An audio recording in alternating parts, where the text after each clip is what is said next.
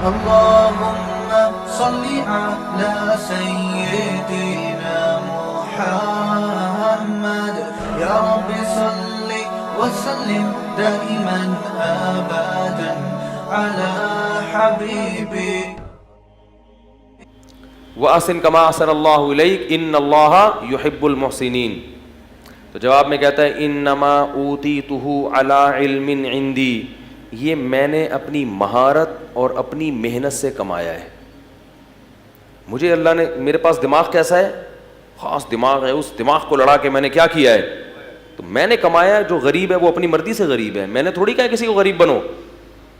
آج مالدار آدمی یہ بات زبان سے کہتا نہیں ہے مگر دل میں ہوتی یہی ہے کہ بھائی وہ نہیں، میں نے ایکچولی وہ ہے محنت نہیں کر سکے، میں نے تو اتنی محنت کی ہے، میں تو ایسا دماغ لڑایا ہے، تو میں اپنا پیسہ کسی اور کو کیوں دوں. حالانکہ محنت بہت لوگ کرتے ہیں، ملتا ہر ایک کو. اگر محنت میں ملتا تو مزدور سب سے مالدار ہوتے ہیں. سب سے زیادہ محنتی کون ہوتے ہیں؟ گڑھا کھودنے والے. اور اگر ذہانت میں ملتا تو بے وقوف تو بیچارے بھوکے مر جاتے. میں نے اپنی زندگی میں زیادہ تر، سب کی بات نہیں کر رہا، زیادہ تر بے وقوفوں کے پاس پیسہ دیکھا ہے. سب نہیں، بہت ذہین لوگوں کے پاس بھی ہوتے ہیں، لیکن زیادہ تر کس کے پاس ہوتا ہے؟ امام شافعی نے اسی لیے تو کہا لو کان بالحیل الغنا لوجدتنی بنجوم اقطار السماء تعلقی لیکن من رزق الحجا حرم الغنا ضدان مفترقان ای تفرقی. کہتے ہیں جس، ایسا لگتا ہے، امام شافعی کہتے ہیں جس کو اللہ نے عقل دی ہے اس سے رزق چھین لیا.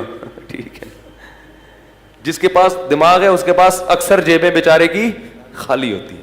ضدانی مفترقانی، کہتے ہیں ایسا لگتا ہے یہ دونوں ایک دوسرے کی بالکل اپوزٹ ہیں، جمع ہی نہیں ہو سکتے. ہوتے ہیں لیکن ایک شاعری میں تو تھوڑا مبالغہ کیا جاتا ہے نا کسی بات کو بتانے کے لیے. آگے کہتے ہیں لیکن مل رزق لو کان بالحیل الغنا لوجدتنی، اگر ہیلے سے، محنت سے پیسہ مل جاتا تو مجھے دیکھتے بنجوم اقطار السماء تعلقی، آسمان کے ستاروں پہ پہنچا ہوا ہوتا. یعنی ایک لوگوں کی ایک حالت بیان کر رہے ہیں. آگے بتاتے ہیں کہ پیسہ ملتا ہے قسمت سے. اس کو ایک شعر میں بڑے پیارے انداز سے سمجھایا. فرمایا اذا سمعت بان محروما اتا، اذا سمعت بان مشدودا حوا عودا فاثمر في يديه فصدقي واذا سمعت بان محروما اتى ماء ليشربه فغاض فصدقي. بڑا ٹائٹ شعر ہے. کہتے جب تم سنو کہ ایک خوش قسمت آدمی تھا، کوئی اسباب نہیں اس کے پاس، کوئی وسائل نہیں، لیکن اس نے کیا پکڑا؟ ایک ٹہنی پکڑی اور ٹہنی نے اس کے ہاتھ میں پھل دینا شروع کر دیے. تو تصدیق کر دیا کرو خوش قسمتوں کے ساتھ ایسا ہوتا ہے. ان کو پودے لگانے کی ضرورت، کھیتی باڑی کی ضرورت نہیں ہوتی. وہ جس کام میں ہاتھ ڈالیں وہ پھل دینا، وہ ٹہنیاں ان کے ہاتھوں میں پھل دیتی ہیں.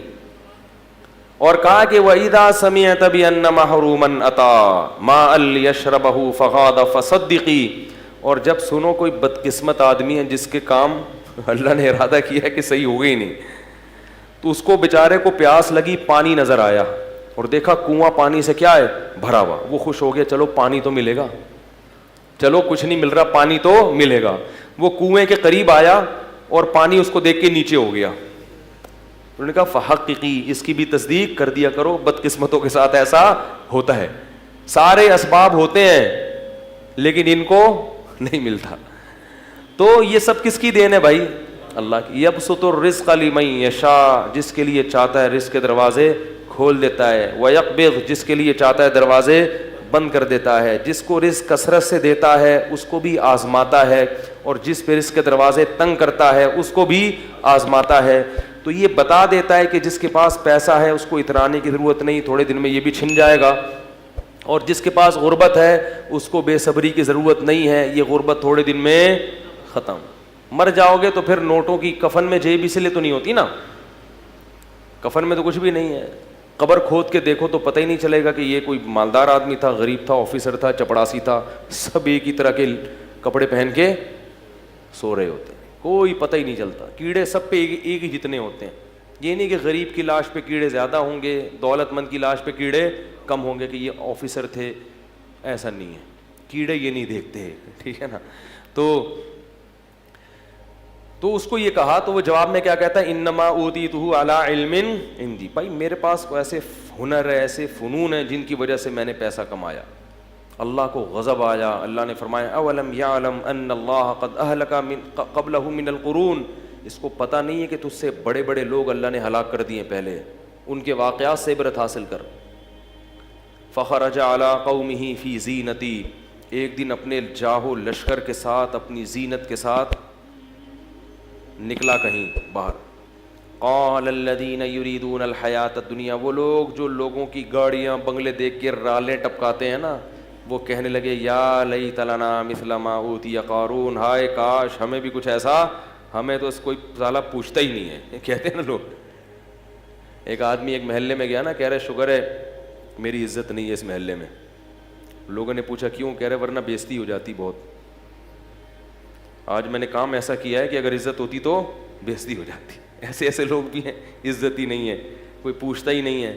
تو وہ دیکھ کے کیا کہنے لگے, مائیں جب دیکھتی ہے نا یہ منظر تو چاہتی ہے ہمارا بیٹا بھی کیا بنے, یہ بنے, ایسی عزت, یہ لشکر ہو. تو اللہ فرماتے ہیں قال الذین اوتوا العلم, جن کو اللہ نے علم دیا تھا نا, انہوں نے کیا کہا, جو علماء تھے, ویلکم, تم تباہ ہو جاؤ. اپنی قوم سے کہہ رہے ہیں, ناس ہو تمہارا, ثواب اللہ خیر لمن آمن وعمل صالحا, اللہ نیک لوگوں کو جو آخرت میں بدلہ دے گا وہ اس سے کئی گنا بہتر ہے. اس پہ تو کبھی رشک نہیں آیا کہ یہ اتنی تہجد پڑھتا ہے, یہ اتنی تلاوت کرتا ہے, یہ اتنے صدقات و خیرات کرتا ہے, یہ خیر کے تمام کام کر رہا ہے, آخرت میں کہاں ہو گئی ہے. اس کو دیکھ کے تو کبھی بھی رشک نہیں آیا کہ ہائے کاش ہمیں بھی اللہ ایسی توفیق دے دے, ہائے کاش ہم بھی شریعت پر ایسے چلتے. جو اصل ہے, اور یہ جو فنا ہونے والی ہے, جس کا تمہیں پتہ ہے کہ مر جائے گا, ختم ہو جائے گی, اس پہ کیا کر رہے ہو, رالے ٹپکا رہے ہو.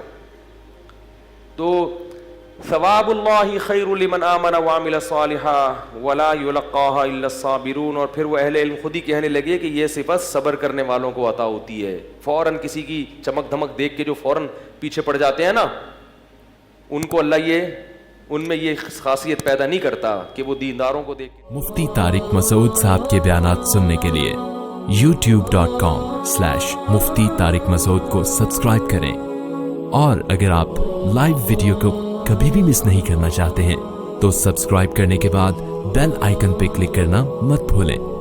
جزاک اللہ.